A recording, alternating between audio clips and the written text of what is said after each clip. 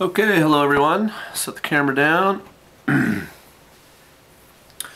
Welcome to another DVD binder series set of episodes. I guess this will probably be 13, 14, and 15 that I'll film tonight. It's Sunday in Japan, so I've had a nice relaxing day. Figured I'd get the binder out and we'll keep going here. I counted up and I have 25 movies left between now and the end of the alphabet. And then the last about 10 pages of this binder are box sets and TV and various other things. So I'll do those as well further on down the line. Okay, so we left off in the letter S. The next movie in here is Swingers. Not sure how well you can see that. Swingers is a great little movie directed by Jon Favreau. I'm sorry, not directed by Jon Favreau, written by Jon Favreau, who now, of course, is fairly famous, especially in fanboy circles, for having directed Iron Man. He's also in Swingers, of course, with Vince Vaughn and Heather Graham. Whatever happened to Heather Graham? And some other good actors.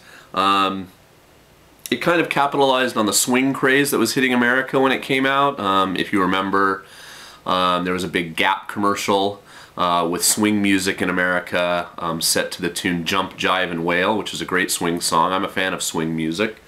And Brian Setzer, who used to be with an 80s band called the Stray Cats, was making a comeback as a swing artist with you know, guitar as the lead instrument in a big band setting. Anyway, so Swingers is set in and around these clubs where people would go to swing dance. But really it's just kind of a funny comedy about these four kind of hapless guys who live in Los Angeles, try to get work as actors, and you know, there's a famous scene where they all go to Vegas to gamble, and it just is a disaster, and you know, it spawned a lot of kind of its own little bit of vocabulary, like "you're so money," and you know, "Vegas, baby, Vegas," and some other stuff. So it's a fun movie though. I like Vince Vaughn as an actor. He's perfectly cast in Swingers. It's got a great soundtrack. I have the CD. I listen to it all the time. And it's sweet. You know, it's got a good little story. It was directed by I'm gonna forget his name. He went on to do Go, which is a great movie. A movie called G.O. Go. And Doug. See, I don't script these before I do them. And he then went on to direct the first Bourne movie with Matt Damon. The Bourne, no, not Bourne Supremacy, that was the last one. Not the Bourne Ultimatum, that was another one. See, my brain is just going. But anyway, he directed the first Bourne movie, and then Paul Greengrass did the next two. Anyway, the most recent film he did was Jumper, which I don't know if any of you saw that, with Hayden Christensen, based on a fairly popular set of novels.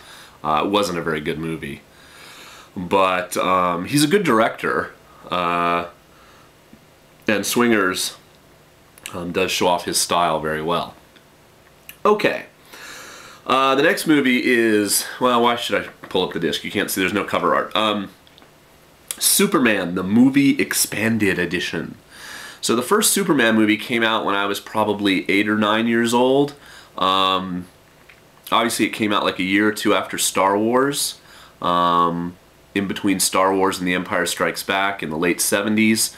And I loved the first Superman movie. Christopher Reeve, who I just thought was such an excellent human being, played Superman, of course. And Marlon Brando got, you know, the extraordinary amount of money that was a big deal back then, like $3 million for, like, you know, basically 3 minutes of screen time, playing Jor-El, Superman's father on Krypton. And it just tells his whole origin story and everything in such a compelling way, and you totally believe him as both Clark Kent and Superman. Margot Kidder as Lois Lane, again, perfect. You know, it's got a great villain, Lex Luthor, Gene Hackman, just totally hamming it up and having a great time. You know, I just think it's a wonderful movie. I like Superman 2 as much or even better. I think Superman 2's got some other great stuff in it. I like General Zod, the villain in Superman 2, quite a bit. And I'm just looking at my time, sorry. Okay, I think I'm okay. And it, well, now I'm gonna have to check. Sorry, hold on. Okay. Oh, my hand's in there now and you guys all hate me. Okay. Anyway, so definitely, you know, even in the wake of more sophisticated superhero movies like the X-Men films, Spider-Man, obviously The Dark Knight, which just came out, and of course Watchmen, which is R-rated and very sort of subversive in many of its themes. The first two Superman movies are just glorious, you know, big screen, fun entertainment. And, you know, Bryan Singer, of course, is such a fan that he, you know, opted to do the Superman reboot film, which I didn't think was entirely successful, over doing another X-Men film, which was not good for the X-Men franchise, because X-Men 3 was horrible. But yeah, even though it's, gosh, 20 years old now, do take the time to see Superman and Superman 2. They're both incredibly good movies. Okay, so the last movie here in the S's, well, again, why am I holding it up? There it is. There's no cover art.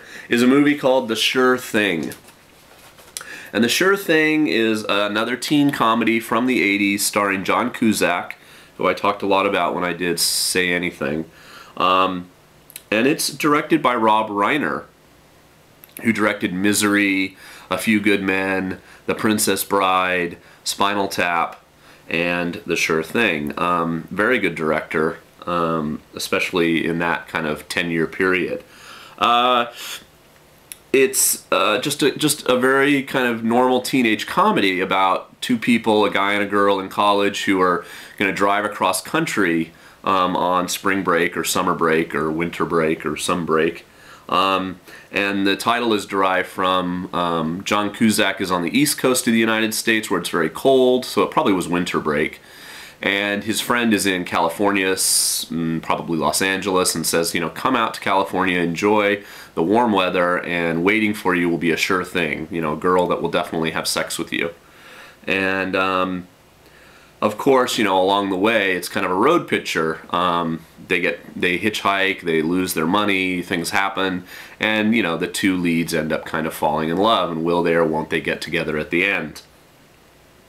But it's just really, really well acted. Daphne Zuniga, who was in Spaceballs and some other things, plays the girl, and you know, John Cusack is just pitch perfect. The dialogue is really sharp. He's got this great speech where he tries to beg her to go while she's swimming laps in a pool. He's kind of giving this dialogue about, you know, how, you know, if she doesn't, you know, the spiral, that his life will spiral out of control and he'll end up in Mexico in jail and then die, and he falls into the pool and she just sort of swims around him. It's really, really funny and one of my favorite teen comedies of all time, and I think it holds up well even now. Okay, the last movie I'll probably have time to talk about, we'll start the letter T off.